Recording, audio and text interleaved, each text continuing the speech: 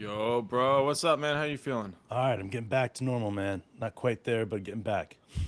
So, you know who's feeling good right now? Who's that? Coach Daigneault. Oh man, I'm so pumped to get him back and coaching the Oklahoma City Thunder for many more years. I think he's a huge part of the future of this Thunder team. So for me, it's a big thing to see him get rewarded with a nice ass contract. Yeah, dude, we don't know the numbers yet. I don't know if anybody out there what the details are. Once you see them, post them so we can also share that. But in the end, Sam Presti, I feel like he thinks he's found the man to lead him into the next generation.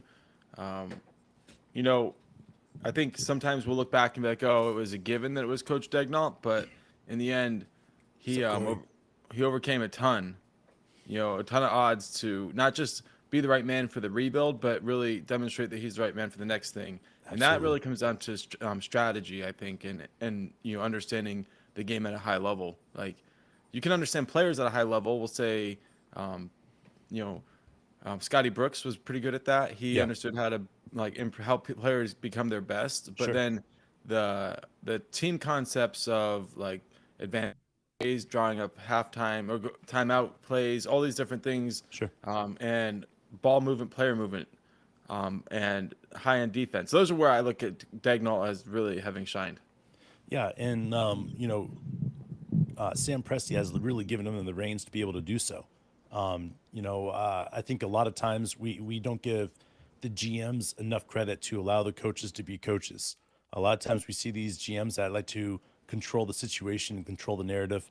There might not be a GM, it might be a president, but the reality is that it's nice to be able to see Coach T be able to coach the way he wants to coach by putting in the players he wants to put in, and it's unobstructed from Sam. I think that's a key to success. I think there's a lot of people that will look at it and be like, well, you want this as a coach, you want this as a coach, but really in the NBA, in the modern NBA, you Let's need a go, coach. Corey. You need a coach that connects with your GM, and that's as simple as that. Absolutely, man. I think there's so much to it, but finding a way, um, one of the things I've heard Coach Dagnall talk about is he's always talking to Sam Presti. Mm, So that level of communication is clearly important. But then on top of that, you have to like be even better at communicating with your players. absolutely, man. And we see that on the court all the time. We used to look at the like his first year. There were some really early signs that he was going out of his way to express trust in his players. Right Yeah, when there man. was an opportunity to challenge a call, He would even look at the replay. He would challenge it if the player asked him to challenge it. right. And I think that built a lot of trust where players became very concerned to call for a replay because they knew that coach is going to trust him. And once you feel like someone trusts you like that, it makes you really cautious what you do with that trust. Exactly, and it's like that through all the players. We watched. There was turmoil between Coach D and Baisley.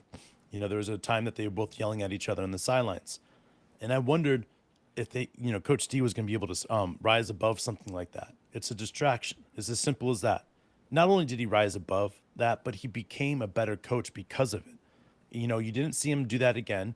You didn't see him challenge Baisley in such a way. He tried to work with Baisley as much as he possibly could, and when there was no time to work with him anymore, he moved on. But he did not penalize him for that. And I think that's the biggest thing that you see a lot of these coaches that are out there. They're like, I must have my way. These guys must know I am the boss. And it's just like, this is not 1990. This is not early 2000s where you can have this power structure of sorts like that. Coach D says, this is what we're doing. This is the game plan. Now, if he changes the game plan halfway through the game, he sits everybody down and he explains to him why he's doing it. Why? Because he wants better players. He wants players that are capable of understanding the deep downs of why things need to be changed. If he's out there and he cannot think about stuff like that, and Shay's like, hey, coach, we need to change things up like this, like you did that one time. Done. He doesn't have to think about it. He's training coaches out there on the floor. It's Kenny Hustles. It's Keontae Johnson. I can't say enough about this young man. Like there's so many guys out there that are leaders on the court for these guys. And it comes back down to having a coach that allows that type of leadership, that allows that type of power structure to have these younger guys be coaches out there. It's bro, it's so next level. I love what's happening with our organization. So we both have daughters that are 15. My daughter just turned 15 today. So Oh, happy birthday, Alexa. Lexi. Alexis, I'll Alexis. tell her. I'll tell her. Sorry, man. It's all good. She's out at Starbucks right now, right? But Enjoy. Yeah. here's the thing, right? We're not that old, right? You and I are in our late 30s, okay? So we've seen the way that teenagers have changed over the year, changing over the years. Like it's more of a attention and deficit disorder society with TikTok and with Sure. Instagram Sure. and like The instant this is gratification. right. It's changing people. And a lot of people look at this and they realize it's happening, right? But they don't necessarily know like what that means for the long term for humanity as a whole, but also for like individuals and how they're gonna adjust. Say you want to go to a school like the Air Force Academy or the Naval Academy, right? Like, how are they going to have to change their standards for the new TikTok generation that's really starting to arrive at these schools? Are they going to be able to push them as? Are they? Are we going to end up with a weaker person overall? You know what I mean? From this instant gratification in society, and ultimately, I think whether or not the person is weaker, I think mentally people are definitely different, right? They're not used to this old school. My dad used to scream at me and demand I do these types of things, and then that would make me work harder. Yeah, they Right? don't have that tough skin from Right. being treated like shit for like 20 years of your life. Right, because they can just escape instantly into a different environment that is less depressing, right? Yeah, And so exactly. I find understanding that right now the kids that are 15 are going to be drafted by the Thunder in 4 years. Yeah, Like 3 or right. 4 years they're going to be on the team, and those people are going to be even mentally different than the ones that are being drafted today. And Absolutely. that's what excites me about Coach Daigneault. Yeah, and I don't want to get too much about What's up, like Wyatt? the way that young men are structured, but when I call somebody a weak ass bitch or a little ass bitch or anything else like that, I want everybody to know it's an age thing. It's as simple as that. When you become a man and your balls have dropped, I don't call people weak ass bitches because I know they fight back. Like there comes a point there comes a point, man, and I'm 20 plus years your senior. You're a weak ass bitch because I know what it took to get 20 years down the road further than a 19-year-old or 20-year-old, And I think this is the same thing with somebody that's 60 and is, or 59 and is 20 years older than me, looking at me like this dude's a weak ass bitch. No shit. Because what you've had to go through in your 59 years is not even equivalent to what I've had to go through in 39 years. And that's my point, is that Milani, there's what's up, different man? structures like that. And I am telling you, there's nothing better in my mind than We signed Coach Daigneault. watching a player like Chet out there. He's got what it takes, man. Mentally, physically, understanding that physical aspect. He's not part of that new age, weak shit people. You know what I'm saying? Like, Look, I'm it just doesn't. saying he has that old school mentality. His parents are older than us. He's got an idea of how to live his life and how to be passionate. And I think that's what gets me excited about Chet. That's what gets me excited about Shea. That's what gets me excited about J-Dub. You guys get it? It's the people that Sam What's up, has Carson? allowed Coach D to start transitioning into these top end players now. And Coach D is developing these guys at a high level, and it's beautiful. It is, and it does all work together. And we signed Coach Daigneault to a multi-year contract extension. We're not sure on the details, but I'm doubting it's the first $100 million contract. But I'm sure it's a very good I contract wouldn't for be surprised if Daigneault. it's like 35 to $50 million for, it's going 4 to be years. it's going to be a nice Yeah. contract. I mean, think about it. $80 million, $75 million is the pinnacle. If you want Yeah. to show loyalty towards a coach that is going to be great, you give him 35 to $50 million and say, do what you need to get your family settled. Like, we want you here for a long time. And Carson, I want to throw this out here. I've been watching J Dub post everything through the entire summer.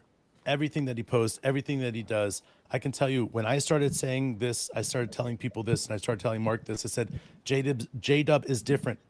He's got a different body. He's already a different player than he was last year. He is going to be elite this year.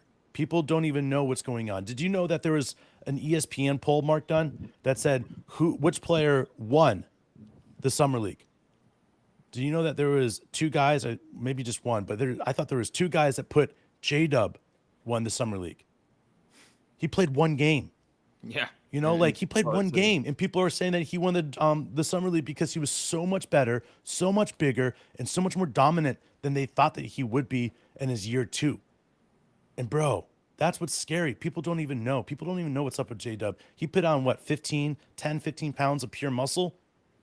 Are you telling me that this guy isn't now 6'7"? No, he's an easy 6'7". It might be the hair. I don't care. He's 6'7". And he's out there playing against way bigger bodies. I mean, he's another level, guys. He's another level.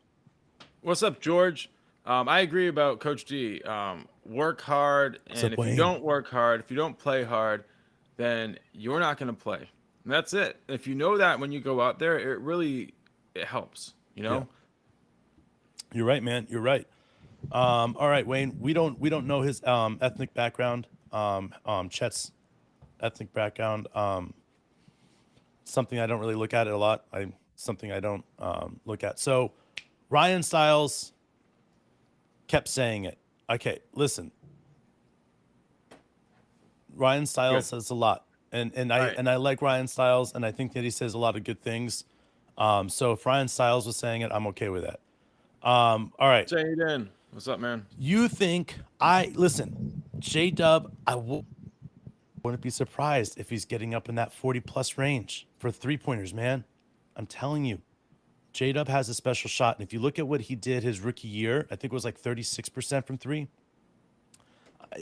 I see too many rookies from first year years to second year gain an enormous amount of percentage on their 3 points. And 6%, I think is completely doable. You see him step backwards because of different reasons. But one of the reasons that I think he won't step backwards is because it looked like his 3-point shot last year, especially the beginning half of the year, was like an afterthought. I feel like he would almost kind of find himself open and realize he should shoot the ball.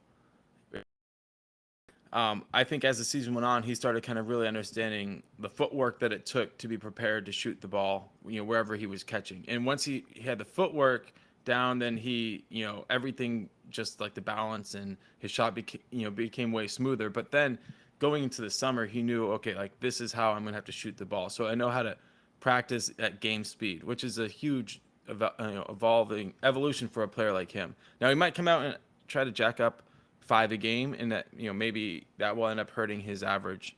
I mean, I don't know how that will work, but I definitely think it's a weapon he's just starting to figure out how to use, and that's why I think he's going to go up in his average.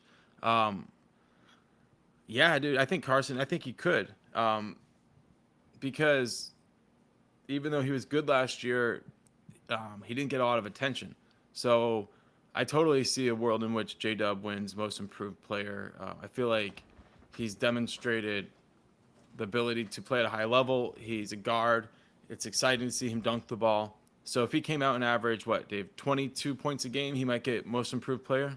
22 points a game. If he shot 42% from 3-point range, then, yeah. I mean, not just that, but he would have an argument to be All-NBA at the end of the year.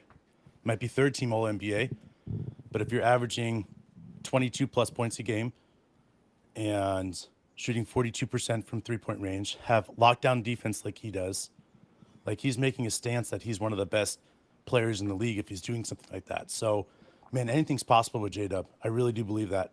He's a unique player.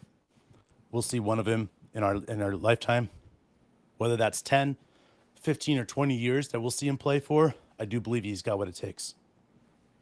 All Williams lineup, George. Let's do it. If it happens, I'm sure we'll be here for it. No doubt about that. And I'm sure the announcers will have spontaneous combustions happening all over across the country.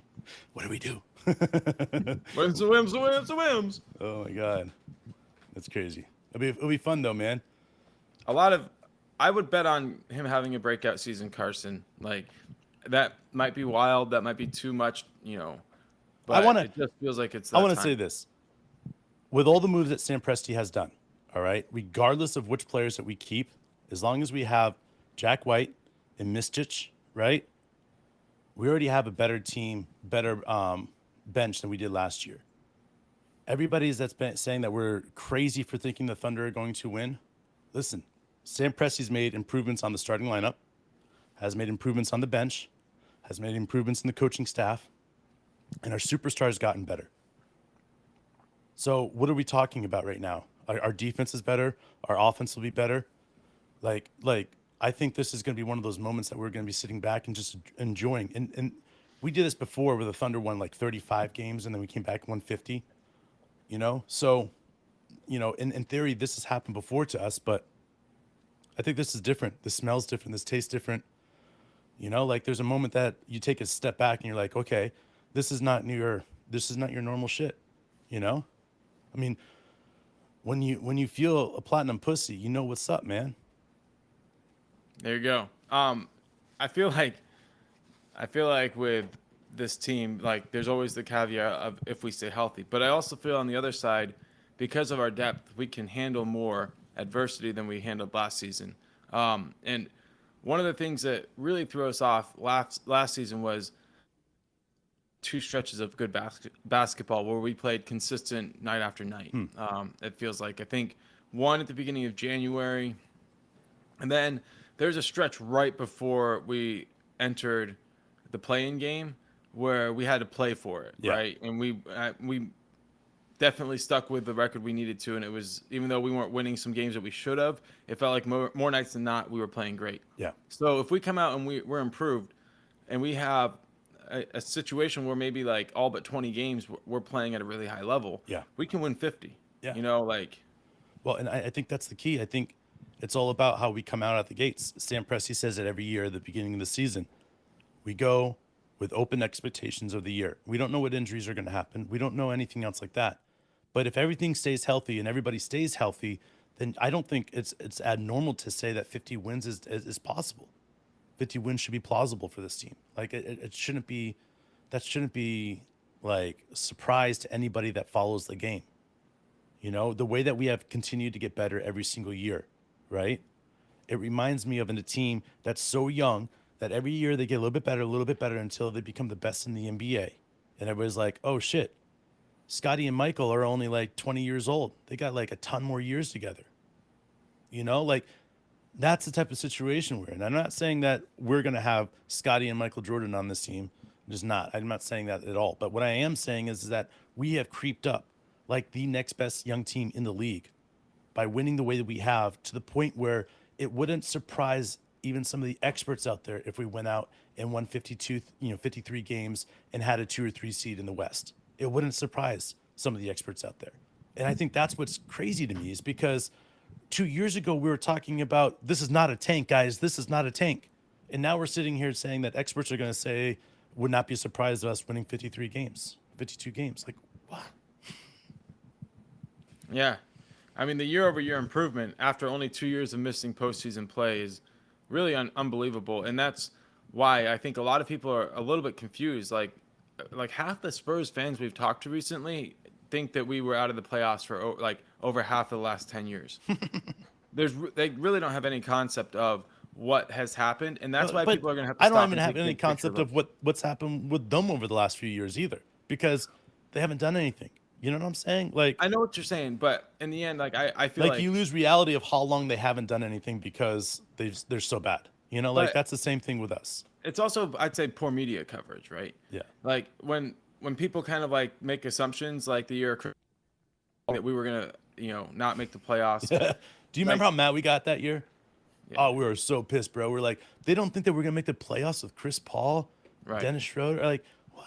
With no, like it was crazy, man. right. And I mean, after Shea just got off playing a really good playoff series for the Clippers against the Warriors, it Yeah. felt like he was ready to continue to improve too. So there was so much to it. Steven Adams was on that team. And I just felt like we could make a run for it, and we did. We got all the way up to the fifth seed, I think, which was Yeah. pretty incredible at It that was insane. situation. And like, so there was just so much assumption that people stopped paying attention. The bubble happened, people weren't going to games after that, and so a lot of like distractions took place. But in the end, the reality is this happened so fast. Like, it gets a lot of credit for being patient, which is true, but like, it's not hard to be patient when everything is happening quick around you, kind of like what Wayne is saying. Like, it's a quickening, you know. Yeah. And I think if you look at rebuilding, things need to line up. One of the things that needs to line up is your draft class. Why didn't Sam Presti start the rebuild a year earlier with Chris Paul and those guys? He could have traded them all, had picks for that year, but he decided not to. Why? Because the draft wasn't ready. It wasn't ready. So why go dipping in the draft when it's not ready? And I feel like that there's going to be times that people are like, why did Sam just trade out of this draft? There's some great talent in him, but there's not enough, you know?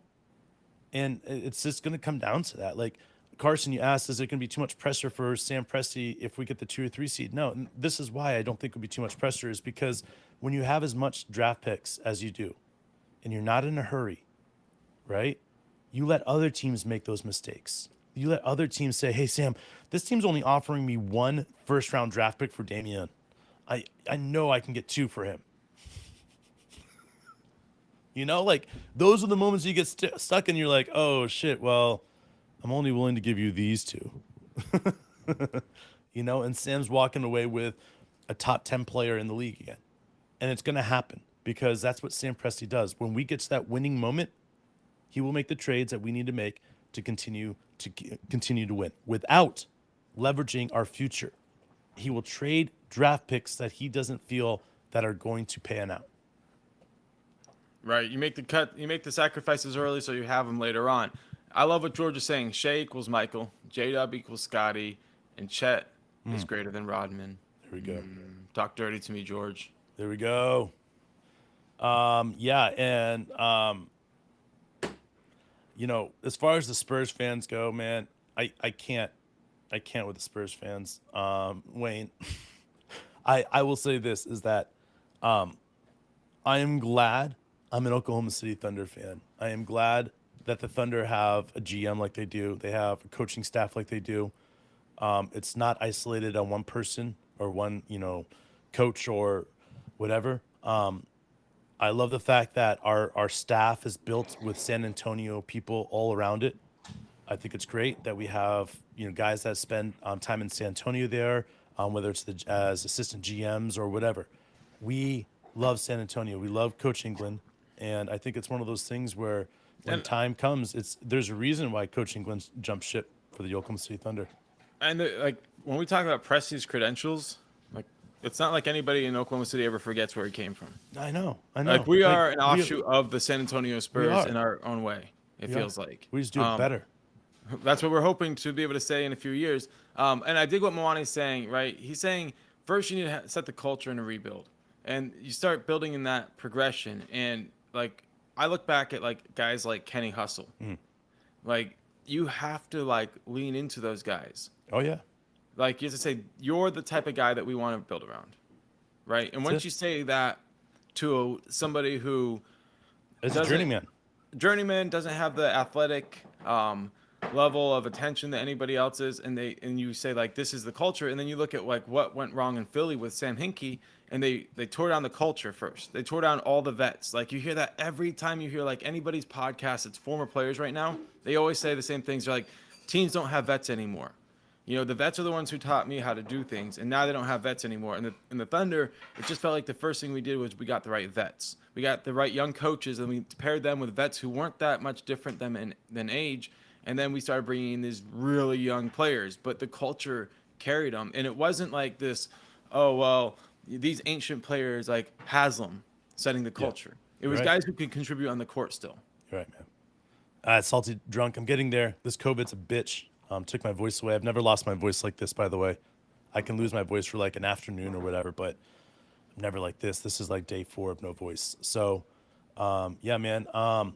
Recruit. All right, Sam Presti, recruit for OU. He does it, but hey, if the Thunder are good, people dig basketball in Oklahoma. I think Sam Presti's, you know, definitely shown that he loves to draft what ACC players, SEC or SEC, WAC players, Western WAC players, Conference. SEC. I mean, he doesn't really like to draft Big 12, does he? I mean, he doesn't. He has. I don't think he's drafted any of the Big 12 players on his team. He's got Kenny Hustle play for TCU, but he came on the trade. And we've got a couple other Texas kids. Keontae Johnson played Texas Tech, right? He played K-State, but yeah. K-State. Yeah. There. All right. Fuck. All right. There goes my. Same thing though. It's like Big 12. You're talking about Big 12, so you can count it. Yo, dude, I think we should get out of here before we destroy your voice again. All right, man. Shout out to everybody who joined us on this Yeah, live. guys, If you're appreciate listening you later, guys. we love you guys. And we're gonna get back. We got a lot more to talk about. We'll get back in the swing of things soon.